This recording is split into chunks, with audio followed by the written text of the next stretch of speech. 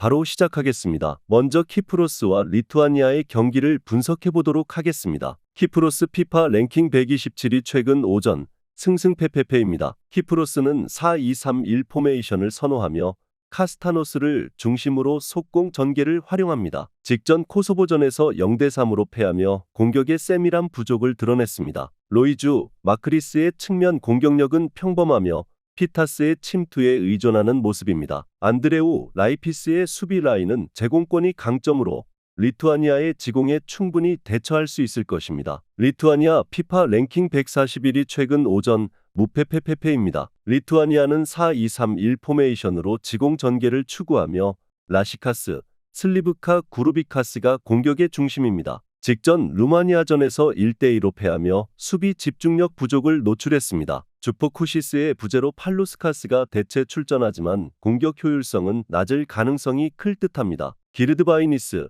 레키아타스의 수비 라인은 조직적이나 역습 대응 능력은 의문입니다. 리투아니아가 점유율에서 우위를 점할 것으로 보이지만 주포 부재로 결정력이 떨어질 가능성이 클 듯합니다. 키프로스는 역습 기회를 통해 득점을 노릴 것이며 안정적인 수비를 바탕으로 신승할 가능성이 높습니다. 언더 2.5 양상 속 키프로스의 승리를 예상합니다.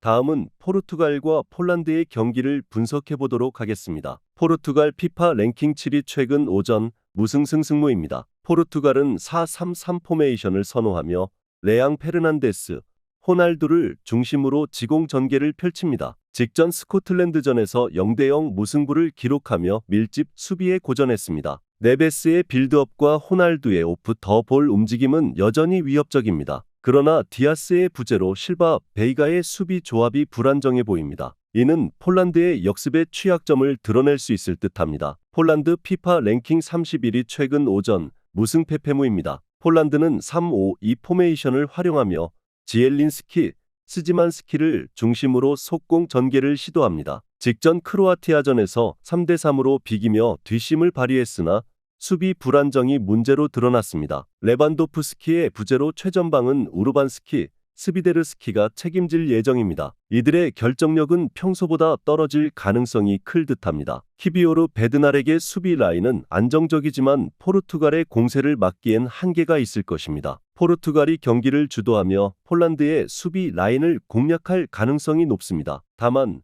포르투갈 역시 수비 불안 요소가 있어 무실점은 기대하기 어려울 듯합니다. 오버 2.5 양상 속 포르투갈의 승리를 예상합니다. 다음은 스코틀랜드와 크로아티아의 경기를 분석해 보도록 하겠습니다. 스코틀랜드 피파 랭킹 51위 최근 오전 패패패패무입니다. 스코틀랜드는 4-2-3-1 포메이션을 선호하며 도크, 맥토미니, 크리스티를 중심으로 한 속공 전개를 추구합니다. 직전 포르투갈전에서 0대0 무승부를 기록하며 밀집 수비의 효과를 입증했습니다. 하지만 아담스의 부재로 공격의 파괴력이 약화되었고 다이크스의 제공권 활용에 의존할 가능성이 클 듯합니다. 수비에서는 맥케나가 복귀해 할리와 안정적인 조직력을 보여줄 전망입니다. 크로아티아 피파 랭킹 12위 최근 오전 무패승승무입니다. 크로아티아는 3-4-3 포메이션으로 지공 전개를 펼치며 크라마리치, 파샬리치의 창의적인 플레이에 의존합니다. 직전 폴란드전에서 3대3 무승부를 기록하며 공격력은 입증했으나 후반전 수비 집중력 저하가 문제로 드러났습니다. 리바코비치의 징계로 라브로비치가 출전하며 슈탈로, 그바르디올의 수비 라인이 폰그라시치의 복귀로 보완될 전망입니다. 크로아티아가 경기를 주도하며 스코틀랜드의 수비를 공략할 가능성이 높을 듯합니다. 스코틀랜드는 밀집 수비로 맞서겠지만 크로아티아의 공세를 막기 어려울 전망입니다. 오버 2.5 양상 속 크로아티아의 승리를 예상합니다.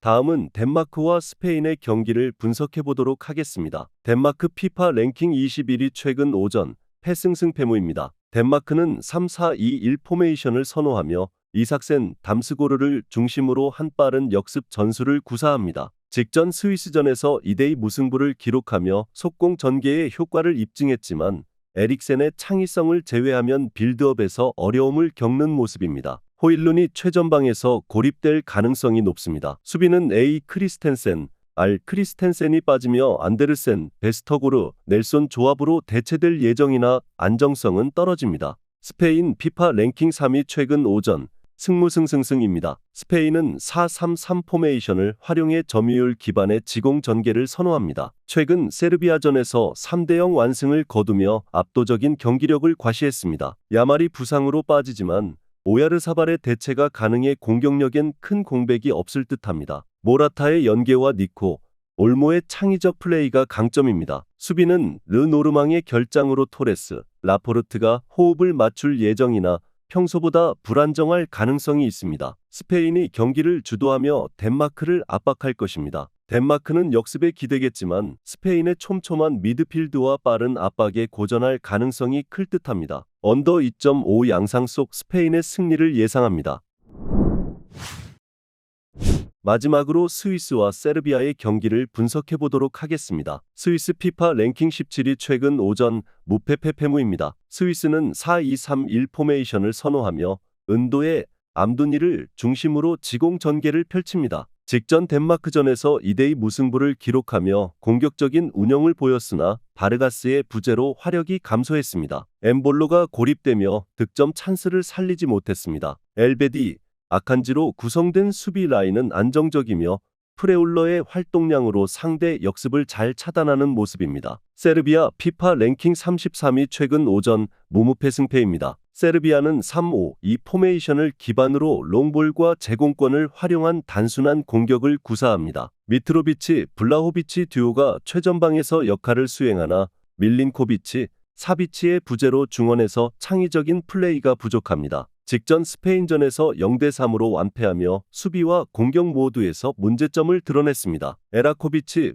밀렌코비치, 구델리로 구성된 수비 라인은 대량 실점을 막아낼 수 있으나 안정성은 떨어지는 듯합니다. 스위스가 경기를 주도할 가능성이 높습니다. 그러나 이들의 공격 전개가 세르비아의 밀집 수비를 뚫기에는 한계가 있을 것으로 보입니다. 세르비아 역시 단순한 롱볼 중심의 공격으로는 스위스의 수비를 공략하기 어려울 전망입니다. 양팀 모두 답답한 공격 전개가 예상됩니다. 언더 2.5 양상 속 무승부를 예상합니다. 영상에서 알려드리는 내용들은 모두 1차 분석 내용들이며 2차 분석과 최종 조합픽은 영상 하단 고정 댓글 링크로 문의 주시면 안내 도와드리도록 하겠습니다. 시청해주셔서 감사합니다.